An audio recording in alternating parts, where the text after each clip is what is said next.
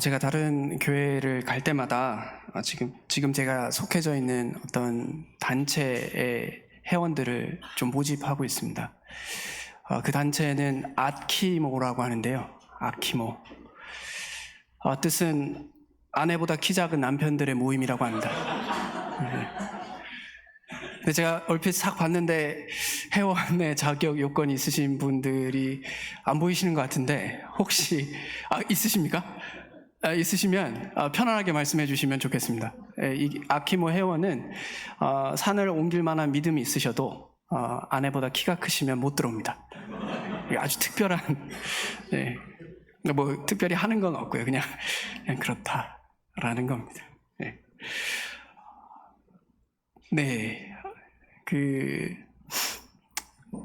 성경에서 가장 자주 반복되는 명령이 뭘 것 같으세요? 가장 자주 반복되는. 가장 중요하다라고 말할 수도 있는데요. 근데 그냥 반복되는 걸로만 했을 때 가장 많이 반복되는. 두려워하지 말라라고 합니다. 두려워하지 말라. 참 신기하더라고요. 뭐뭐 하지 말라. 우리가 하지 말아야, 하나님의 나라의 백성으로서 하나님 나라가 확장되어져 가고 또 그 안에서 예수 그리스도를 닮아가고 그분의 역할을, 그분의 어떠하심을 드러내려고 할 때 하지 말아야 할 것, 그리고 그게 가장 많이 반복되는 명령이 두려워하지 말라라는 겁니다. 그리고 이것이 저도 처음에는 이해가 되지 않았는데 성경을 깊이 알면 알수록 이것이 아멘이 되더라고요. 왜 두려워하지 말라라고 하셨을까? 그래서 오늘 말씀을 통해서 우리가 해야 할 일이 성경을 읽고 연구하고 준행하고 가르치는 거라면 우리가 하지 말아야 할 것, 즉 두려워하지 말아야 한다는 것에 대해서 말씀을 통해서 왜 우리가 두려워하고 그러면 어떻게 하면 우리가 덜 두려워할 수 있고 두려워할 만한 상황에서 두려워하지 않을 수 있는지 말씀을 통해서 볼 수 있었으면 좋겠습니다. 본문의 말씀은 여호수아 1장 1절에서 9절입니다. 한 절씩 교독하면 어떨까 싶은데요. 그래서 제가 먼저 읽겠습니다. 여호수아 1장 1절입니다. 여호와의 종 모세가 죽은 후에 여호와께서 모세의 수종자 눈의 아들 여호수아에게 말씀하여 이르시되 내 종 모세가 죽었으니 이제 너는 이 모든 백성과 돌아오라. 이 바다를 건너 내가 받을 곳 이스라엘 자손에게 주는 땅으로 가라. 내가 모세에게 말한 바와 같이 너희 발바닥으로 밟는 것은 모두 내가 너희에게 주었노니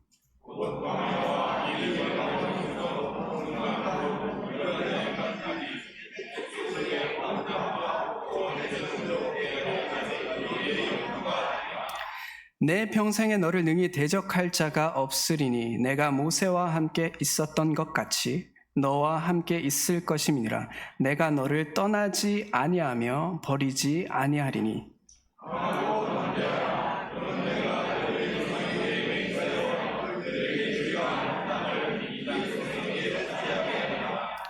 오직 강하고 극히 담대하여 나의 종 모세가 내게 명령한 그 율법을 다 지켜 행하고 우로나 좌로나 치우치지 말라.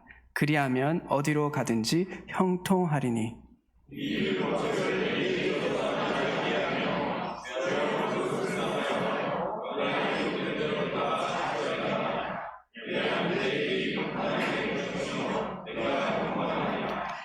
내가 내게 명령한 것이 아니냐.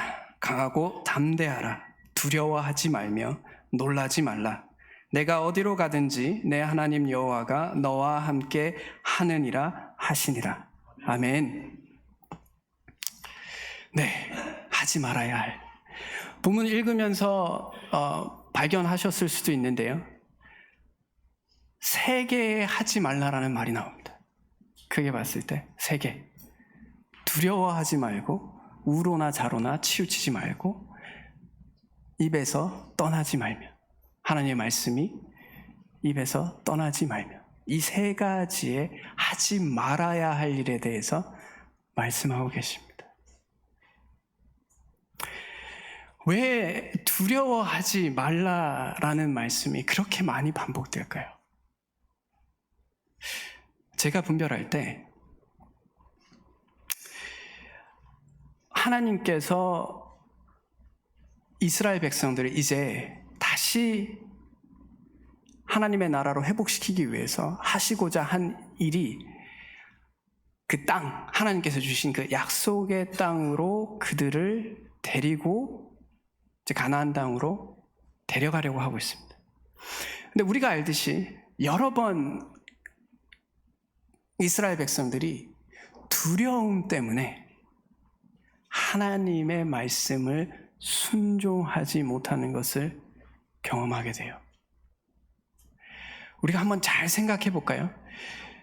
우리가 하나님의 말씀을 순종하지 않거나 못할 때 언제 우리가 두려움을 가지고 있을 때, 그럴 때 하나님의 말씀을 순종하지 못할 때가 많습니다. 모세가 광야에서 죽은 것은 결국 이스라엘 백성들이 하나님을 신뢰하지 못하고 두려워함으로 인해서, 가나안 땅 원주민들을 두려워함으로 인하여 하나님의 말씀을 불순종하게 되죠. 그래서 여호수아에게 다시 그 명령을 하시는 겁니다. 두려워하지 말고 나를 신뢰하고. 실제로 여호수아는 그런 신뢰를 했었죠. 여호수아와 갈렙은. 그래서 그에게 다시 하나님께서 소명을 주시면서 하나님의 나라가 세워지는 것을 그 과정 가운데 이끌어가고 계세요. 그 땅으로 가라고 하셨습니다. 그래서 여호수아에게 너의 발바닥이 밟는 곳을 다 너에게 주겠다. 나를 믿어라. 두려워하지 마라. 라고 하였어요. 하나님 나라를 세우시겠다라고 했습니다. 우리가 성경을 읽을 때 고대에 쓰여진 이 성경의 말씀, 그리고 원청자가 저희와 다릅니다. 엄청난 시간의 갭이 있고 지리적으로도 다르며 문화적으로 다르고 주어진 본질적인 소명도 다를 때가 있어요. 그럴 때 이 말씀을, 구약에 있는 말씀을 우리에게 적용하기에 합당하게, 적합하게 만들어주는 그 다리 역할을 하는 것이 하나님의 나라입니다. 이들도 하나님의 나라를 이루기 위해서, 세우기 위해서, 확장하기 위해서 하나님께서 말씀을 주셨고요. 우리도 이 땅에서 내가 있는 곳, 그것이 직장이든 가정이든 교회든 그곳에서 하나님의 나라를 바르게 세우는 것을 우리에게 명령하신 겁니다. 그래서 성경을 읽을 때 이 하나님의 나라라는 이 다리를 가지고, 이 연결점을 가지고 구약과 신약을 읽을 때 저는 개인적으로 말씀이 저한테 좀 더 깊이 다가온다는 생각을 해보게 됩니다. 그랬을 때 우리에게도 역시 이 구약의 말씀이 유의미하다는 것을 발견하게 되죠. 그래서 하나님께서 주시고자 한 땅들에 대한 설명이 됐어요. 너의 영토가 되리라고 하셨어요. 근데 이 영토를 이스라엘이 한 번이라도 가져본 적이 있을까요?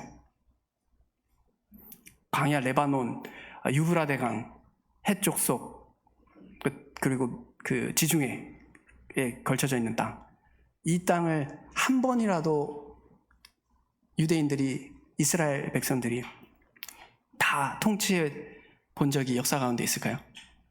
없습니다. 아직 온전하게 이루어지지 않은 하나님의 약속입니다. 그 땅이 이만큼 정도 되거든요.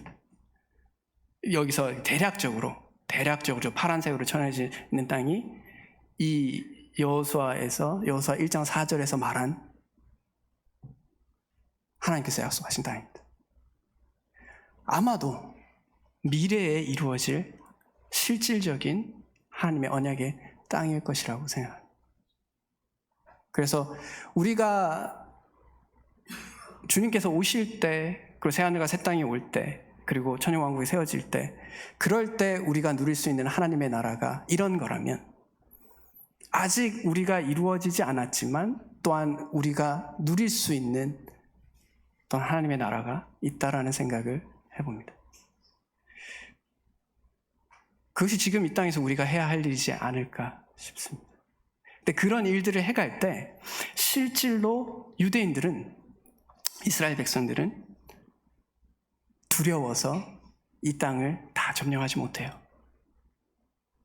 결국 하나님께서 맡기신 일들을 감당해 갈 때 그것을 순종하지 못할 때가 우리에게 두려움 때문에 있다는 것을 생각해 보게 됩니다. 그래서 하나님께서는 두려워하지 말라는 말을 계속해서 반복하십니다. 강하고 담대하라는 말이 결국 두려워하지 말라는 말의 반대말이죠. 그래서 계속해서 반복하고 있는 맥락입니다.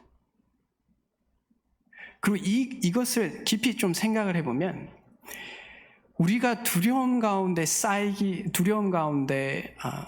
하나님의 말씀을 순종하지 못하는, 그리고 하나님과 거리가 멀어지는 그런 모습은 죄가 처음 들어왔을 때 우리에게 처음으로 일어난 일이에요.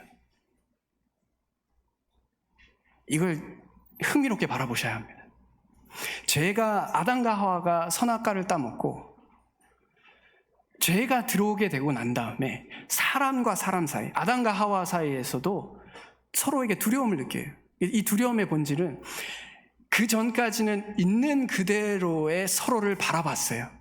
그래서 벗은 것이 부끄러움이 되지 않았습니다. 나도 너를 있는 그대로 다 받아들이고, 너도 타인도 나를 있는 그대로 다 받아들여 줄 수 있는 상태, 완전한 친밀한 가운데 있는 상태입니다. 근데 죄가 들어오고 나자 먼저 한 게 뭐냐면 벗은 걸 알고 가리게 되죠. 내가 있는 그대로의 나를 견디지 못하는 거예요. 남이 나를 어떻게 볼까가 두려운 겁니다. 죄가 우리의 삶을 비틀어 놓은 것은 하나님께서 우리를 창조하신 그대로 우리를 바라볼 수 없는 존재가 됐어요. 왜냐? 선과 악을 우리가 결정하게 됐거든요. 예전에는 하나님의 눈에 따라서 선과 악을 결정했어요. 하나님이 아름답다 하시면 아름다운 거였어요. 그래서 벗어도 하나님께서 그것이 아름답다라고 하셨어요. 창조물이 아름답다. 그래서 그들에게 그게 전혀 거리낌이 되지 않았어요. 근데 죄가 들어오고 하나님 같이 되려고 했을 때, 선과 악을 결정하는 것이 내 자신이 됐을 때 두려워하기 시작합니다. 왜냐? 기준은 난데 현실은 그렇지 않거든요. 내가 주인이니까 내가 이런 존재여야 한다고 생각을 해요. 사람들과 있을 때 내가 이만큼 잘나야 되고, 내가 이만큼 위대해야 되고, 뭐 이런 것들이 다 있어요. 근데 현실은 그렇지 못하거든요. 그러니까 두려워하는 거예요. 그래서 사단이 속일 때 너희 눈이 밝아져서 하나님같이 되고 선악을 알게 된다라고 이야기했죠. 하나는 맞고 하나는 틀렸어요. 진짜로 선악을 본인이 결정하게 됐어요. 근데 그것이 하나님과 같이 된 건 아닙니다. 우리가 가지고 있는 죄성으로 인해서 가지는 본질적인 문제는 여기에서 와요. 제가 이해할 때 하나님의 눈으로 세상을 보지 못합니다. 다 고만고만한 연약함 가운데 그 눈으로 세상을 봐요. 그리고 그 눈으로 자기 자신을 봅니다. 그러니 두렵죠. 내가 세상의 주인이 돼야 되는데 내가 통제 못하는 게 얼마나 많습니까? 내가 세상의 주인이어야 하기 때문에 사람들이 내 말을 들어줘야 되고, 내가 예측한 대로 일이 일어나야 되는데 그렇지 않잖아요. 그러다 보니 어떻게 되냐? 두려운 거예요. 두려운 거예요. 정말 일이 일어날까? 사람들이 나를 어떻게 생각하지? 내 자녀들이 어떻게 클지, 내 노후가 어떻게 될지, 내일 내가 어떻게 살아갈지, 어떤 직장을 가질지 다 두려운 거예요. 왜냐, 내 마음속에 어떤 기대치가 있고 내가 원하는 것들이 있고 내가 중심이 돼서요. 근데 그렇게 못합니다. 아무리 내가 통제하려고 해도 안 돼요. 제 아내가 그냥 저하고 이제 편하게 이야기할 때 하는 얘기가, 과거에 이제 미국에 있을 때 그 아내의 성격이 굉장히 통제하는 것을, 통제한다는 게 까탈스럽게 산다는 의미가 아니라 자기가 뭔가를 계획하고 이루고 이런 것들이 굉장히 편하고 능했어요. 근데 한국에 오니까 그 통제하는 것을 내려놓게 됩니다. 왜냐? 통제가 안 되거든요. 다 뜻대로 안 돼요. 미국에서 했던 것처럼 살아갈 수가 없는 거예요. 처음엔 되게 두려움이 있었다라고 하더라고요. 두렵죠, 당연히. 우리의 손도 마찬가지예요. 그래서 이 두려움이라는 게 하나님의 나라 안에서 살아갈 때 우리가 가지는 가장 큰 유혹 중에 하나일 겁니다. 그리고 이 두려움은 자기 중심성에서 나와요. 교만하기 때문에 두려운 겁니다. 그 내면을 들여다보면 내가 교만해서 내 마음대로 통제해야 되는데 그 통제가 안 되니 두려운 거예요. 그리고 흥미롭게도요, 지금 시대를 살아가는 많은 심리학자들이요, 정신과 의사들이요, 부정적인 감정의 대부분은 두려움에서 나온다고 해요. 왜냐? 내가 괜찮은 사람이 되고 싶은데 안 그래요. 그러니까 짜증이 나는 거예요. 분노가 생기는 거예요. 질투하고 미워하는 거예요. 저 사람이 나를 사랑해줘야 되는데 내가 원하는 만큼의 사랑을 주지 않아요. 그러니까 분노하고 짜증내고 미워하고 시기하는 거예요. 그 내면에는 다 두려움이 있는 겁니다. 제가 이것을 깨달았을 때, 제가 이게 분노라는 부분에 대해서 되게 어려움이 있었어요. 이게 어떤 개념이었냐면, 제가 교회 성도님들한테는 화를 잘 안 내요. 근데 이제 분노와 스트레스는 약한 대로 흘러가거든요. 그래서 집으로 오면 아내와 아이들에게 분노해요. 왜냐? 저의 두려움을 표현하기 쉬운 사람들에게 흘려보내는 거죠. 그래서 어느 날 아내가 더 이상 못 참겠다. 상담을 받았으면 좋겠다. 그래서 처음에는 상담을 내가? 이렇게 생각을 했어요. 근데 생각을 해보다 보니, 만약에 내가 이것을 가지고 문제가 된다면 누구의 도움을 받든 도움이 될 수 있었으면 좋겠다 해서 상담을 받았어요. 근데 그분이 하셨던 말씀 중에 하나가 이거였어요. 화가 났을 때 그 화가 나는 것의 본질이 뭔지에 대해서 들여다봤으면 좋겠다. 두려움이었더라고요.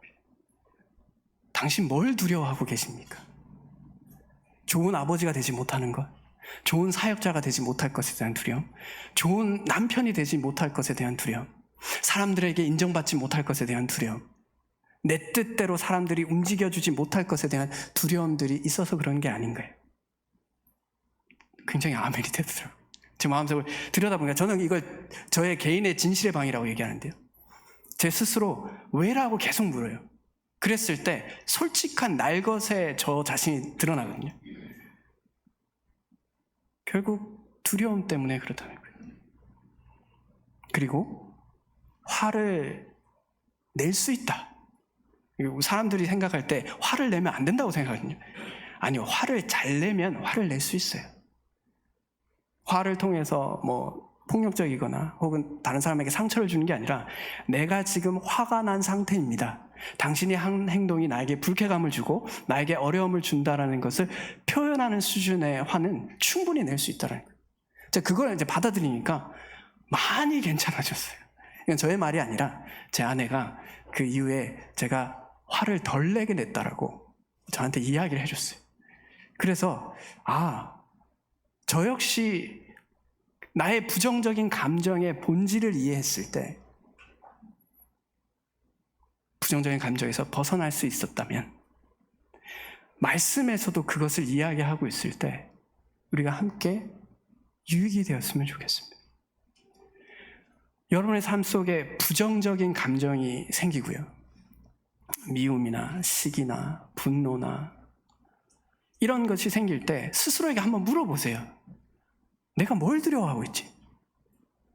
도대체 내가 뭘 두려워하고 있는 건가? 그러면 이제 두려워하는 것의 내용이 나와요. 그리고 난 다음에 물어보는 거예요. 내가 이걸 두려워하는 게 맞나? 내가 두려워할 필요가 있나? 라고 물어보는 거예요. 그랬을 때 두려움이 없어지는 걸 발견하게 됩니다. 제가 처음에 구원받을 때 저희 가족 중에 저는 이제 21살 때 제가 구원을 받았는데요. 그 전까지는 교회를 가본 적도 없었고, 오히려 이제 교회나 이런 것들 좀 부정적으로 생각하고 했었어요. 그러다 이제 예수 그리스도를 믿고 구원을 받고 나서 제일 걸리는 게 뭐였냐면, 저희 가족 중에 구원받은 사람이 아무도 없으니까요. 친가 외가 다 포함해서 단 한 명도 없었어요. 그래서 제일 두려운 게 뭐였냐면 제사였어요. 그래서 구원받고 이제 대구로 이제 내려가서 있는데 큰아버님이 이제 전화가 왔어요.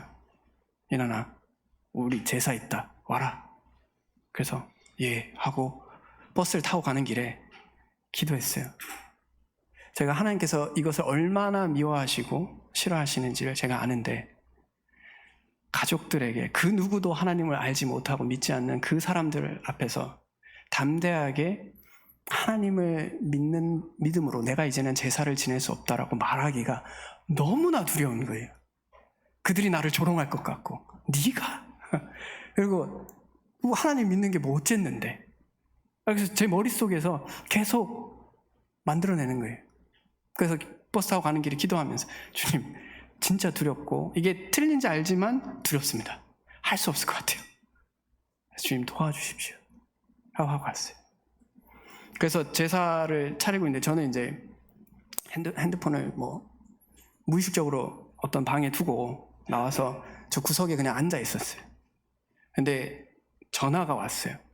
전화가 왔는데 지금도 그렇지만 그때 당시에 이제 화면에 발신자가 뜨잖아요. 그 발신자에 누구누구 형제님이라고 뜬 거예요. 그걸 저희 사촌 형이 보더니만 저한테 핸드폰을 갖다 줬어요. 그러면서 하는 말이, 야 이나나, 너 교회 다니니? 저에게 그렇게 물어봐 줬어요. 그때 제 마음에 담대함이 생기더라고요. 그래, 이게 주님께서 주시는 기회구나. 그래서 그때 얘기했어요. 그래, 제가 교회 다닌다. 그래서 지금부터 저는 제사를 참석하기가 어렵습니다. 그래서 큰 저항이 있을 줄 알았어요. 근데 그분들이 그래, 알았다 라고 얘기했어요. 근데 제가 뭘 느꼈냐면, 우리가 생각하는 두려움이라는 게 결국 내 머릿속에서 나오고 있다는 걸 깨달았어요. 우리가 가지고 있는 많은 두려움들은 사실이 아닌데, 두려워할 게 아닌데, 내 눈이 밝아져서 내 나름대로 인간의 유한한 눈으로 판단하는 거예요. 엄청 두렵겠구나, 이 일을 겪으면 정말 괴롭겠구나, 두렵겠구나 라고 생각하기 때문에 두려움이 생긴다는 걸 발견했어요. 우리는 하나님께서 우리에게 두려워하지 말라라고 했을 때, 이런 앞으로 우리에게 일어날 일이든 우리가 겪고 있는 일이든 두려워하지 말라라고 하신 것은 하나님의 계획 안에 있다라는 거예요. 우리가 두려워할 필요가 없는 일들이고, 그런 일들은 일어나지만 결국은 주님께서 이루고자 하시는 것을 이루시겠다라는 겁니다. 내 머릿속에서 자꾸 두려운 것을 만들어갈 때 그것을 잘 분별하는 것이 필요하다는 겁니다. 그래서 7절에 보면 율법을 우로나 자로나 치우치지 말라라고 이야기하실 때 여기서 말라라고 이야기하잖아요. 우로나 자로나 치우치면. 이 말은 이때 당시에 중동에서 흔히 사용되어지는 표현이었는데요. 말씀을 있는 그대로 보라라는 말이었어요. 말씀을 내가 보고 싶은 대로 내 감정이나 내 상황에 따라서 말씀을 일로도 봤다가 절로도 봤다라는 것이 아니라 말씀을 있는 그대로 사실 그대로 보라라는 거예요. 우리가 두려움이 생기는 이유는 말씀을 있는 그대로 보지 않기 때문에 그렇다고 생각해요. 내가 보고 싶은 대로, 내가 원하는 대로 보기 때문에 그렇습니다. 그리고 그것이 우리가 가지고 있는 본질적인 문제예요. 하나님께서 우리에게 말씀을 주셨잖아요. 근데 그 말씀을 내 마음대로 보는 거예요. 내게 이익이 되면 괜찮고 받아들이고요. 내게 이익이 안 되면 쳐내거나 다르게 받아들여요. 그러니까 내 마음에 두려움이 생기죠. 하나님 말씀대로 못 살아가요. 제가 이거를 제 자녀를 통해서 깊이 깨달았는데요. 인간이 왜 그 어린 나이에도 악한가? 아주 어린 나이에도 악하잖아요, 인간은요. 어느 날 저희 집에서 이제 사탕이나 그 단 거를 잘 안 주려고 하는 편이에요. 둘째 아이가 한 3살, 만으로 한 3살 때였을 거예요. 그래서 이제 어느 날 이제 마이쮸라고 하죠. 그거를 먹더라고요. 할머니가 주셔가지고 먹더라고요. 그래서 너무 많이 주시는 것 같아서 어머니가 얘기하고 둘째 아이에게 얘기했어요. 지호야, 너 이거 마이쮸 먹는 거 한 번만 더 아빠한테 보이면 아빠한테 혼나? 라고 얘기했어요. 그러니까 지호가 알겠어요. 좀 시간이 지났어요. 애가 안 보이는 거예요. 그래서 이제 방문을 열었는데 애가 있고 애가 마이쮸를 먹고 있는 거예요. 그래서 제가 가서 야, 내가 아빠한테 마이쮸 먹는 거 한 번만 더 걸리면 혼난다 했지? 그러니까 아이가 하는 말이 그래서 안 보이는 데서 먹었잖아. 뭐가 문제야? 진짜 이 워딩 그대로 했어요. 저의 의도와 상관없이 자신의 욕망대로 저의 말을 비틀어서 들은 거죠. 안 보이면 되는구나. 먹는 게 중요한 게 아니고 안 보이면 되는구나. 사실 우리가 가지고 있는 모든 문제는 여기서 옵니다. 하나님의 말씀을 내 뜻대로 곡해요. 그래서 하나님께서 하지 말라는 것도 거기에 비틀어서, 하나님이 세상의 주인이라는 것도 비틀어서, 내가 주인이니까 나에게 도움이 될 때까지만 하나님을 주인이라고 얘기하고 나에게 도움이 안 되는 순간에는 별로 그렇게 중요하지 않는 존재. 이스라엘이 하나님을 버린 것이 여호와 하나님을 섬기지 않은 게 아니에요. 이게 필요할 때는 바알에게 가고요. 이게 필요할 때는 여호와 하나님께 간 거예요. 그러니까 똑같이 하나님을 섬기지만 자기 입맛에 따라서 신들을 섬기는 거예요. 그러니까 그러니 내 능력으로 안 되는 것 같을 때 두려워하죠. 사실 우리가 가지고 있는 문제도 똑같다라고 생각해요. 그래서 하나님께서 자로나 우로나 자기 뜻대로 성경을 보지 말고 바르게 있는 그대로 말씀이 말씀하시는 대로 하나님께서 우리가 하라는 대로 해가라는 거예요. 근데 그래요. 그럼 하라는 대로 할게. 근데 두렵잖아요. 그런데도 두렵잖아요. 그럴 때 우리가 우리 뜻대로 보는 것이 아니라 자기 뜻대로 말씀을 볼 때 어렵다라고 했을 때, 그렇지 않는 삶을 살아가도 그래도 두려울 때가 있잖아요. 그럴 때 우리에게 하지 말라라고 하는 것은 세상의 방식과 세상이 살아가라는 가치관들을 항상 묵상하는 것이 아니라 하나님께서 약속하신 말씀들, 세상이 결국 어떻게 될 것이고, 지금 세상이 되게 불안하잖아요. 이란하고 이스라엘하고 싸우고 있죠. 러시아하고 우크라이나 싸우고 있죠. 미국도 심상치 않는 상황이죠. 미래가 불안하죠. 그리고 AI라는 말할 수 없는, 이제까지 우리가 경험하지 못한 존재가 나왔어요. 그래서 내년부터 2,300만 원짜리 휴머노이드 로봇이 나온대요. 그 로봇이 인간이 할 수 있는 육체적인 일들을 얼추 다 할 수 있게 된대요. 두렵지 않나요? 전 이거 되게 두렵거든요. 그리고 그렇게 되잖아요? 그러면 사람들은 일자리를 잃게 돼요. 그럼 일자리를 잃잖아요? 그러면 아마도, 맞는지 안 맞는지 모르겠어요. 아마도 그 나라를 유지해가기 위해서 기본소득이라는 개념이 있을 수 있을 것 같아요. 왜냐하면 직장을 잃어버린 분들을 계속해서 유지하기 위해서, 폭동이 일어나지 않게 하기 위해서는 정부에서 그 세금을 통해서 그들을 도와야 될 거잖아요. 지원을 해야 될 거잖아요. 그러다 보면 인간은요, 의존하게 돼요. 정부에 의존하게 되죠. 그리고 일을 안 하게 돼요. 그럼 점점 더 타락하게 될 거예요. 그렇게 되다 보면 적그리스도가 올 수 있는 아주 좋은 토양이 마련되어질 거라고 생각해요. 그리고 끝이 오지 않을까라는 생각을 해요. 이건 제 개인적인 생각이에요. 그래서 이걸 가지고 뭐 절대적이라고 얘기하지 않고요. 그걸 생각하다 보면 두렵잖아요. 근데 우리가 또 묵상해야 될 것은 아까 우리가 본 말씀처럼 이런 일들이 일어나야 한다라는 거예요. 주님께서 오시기 전에 이런 일들이 다 일어날 거다. 실질적으로 적그리스도가 있으려면 적그리스도가 이 세상을 다스릴 만한 그런 힘이 있어야 되잖아요. AI가 그 역할을 하기에 굉장히 좋은 도구가 아닌가요? 아니면 심지어 AI가 될 수도 있고요. 모르겠지만 그런 시대로 우리가 나아가고 있다고 일단 보여지는 것은 그런 것 같아요.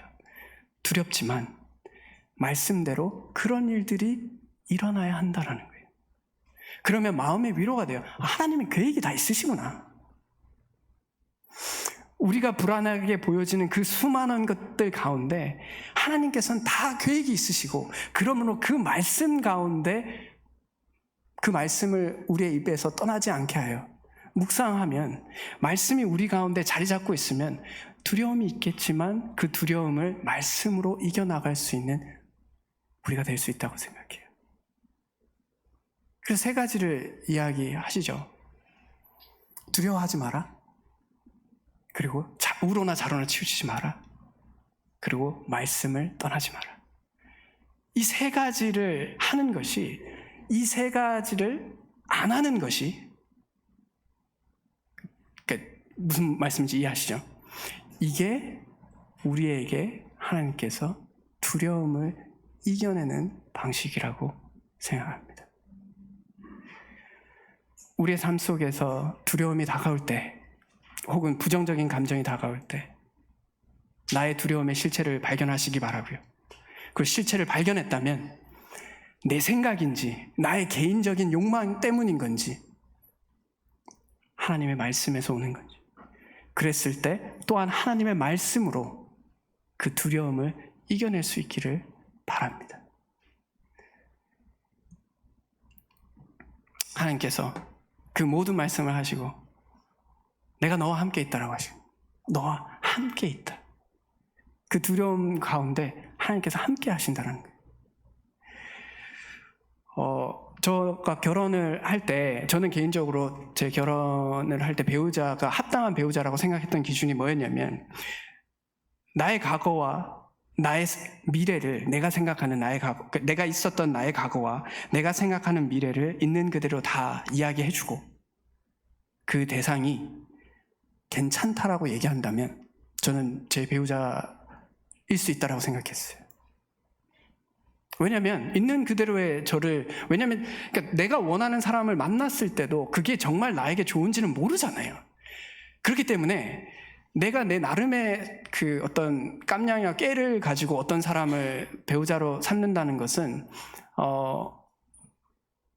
주님의 뜻이 아닐 수 있겠다는 생각을 했어요. 그래서 그냥 있는 그대로의 제 자신을 보여주고 괜찮다 하면 결혼하자라고 생각을 했어요. 그래서 제 아내에게 제 과거와 제 미래에 대해서 이야기를 해줬어요. 제가 어떤 과거를 살았고 또 앞으로 어떤 미래가 펼쳐질 수 있을지에 대해서 얘기했어요. 그 중에 하나가 아내에게 얘기했어요. 나는 대머리가 될 거다. 굉장히 타당한 접근 방식이었어요. 왜냐하면 저희 아버님이 실질적으로 실존하시는 대머리세요. 그리고 지금 저로서는 탈모가 진행되고 있다고 생각을 합니다. 그래서 아내에게 얘기했어요. 나는 그렇게 될 거다. 아내가 괜찮다고 했어요. 그리고 아내가 저한테 자신의 과거와 앞으로 일어날 일에 대해서 이야기해 줬어요. 그게 뭐였냐면 아이를 못 가질 수도 있다고 했어요. 의사 두 분에게 갔을 때 두 분 다 임신이 어려울 수 있겠다라고 얘기했어요. 그래서 저도 괜찮다라고 했어요. 주님께서 어떻게 하실지도 볼 수도 있을 것 같고, 그래서 결혼을 했어요. 감사하게도 아이를 낳았고요. 근데 둘째 아이 때부터 유산의 기가 있었어요. 그래서 어느 날 하혈을 하고 유산될 수 있는 상황들이 보여졌어요. 그래서 차를 가지러 가는 길에 그 두려움 가운데 기도했어요. 하나님, 이 아이를 지켜주시길 바랍니다. 이 아이를 살려주세요.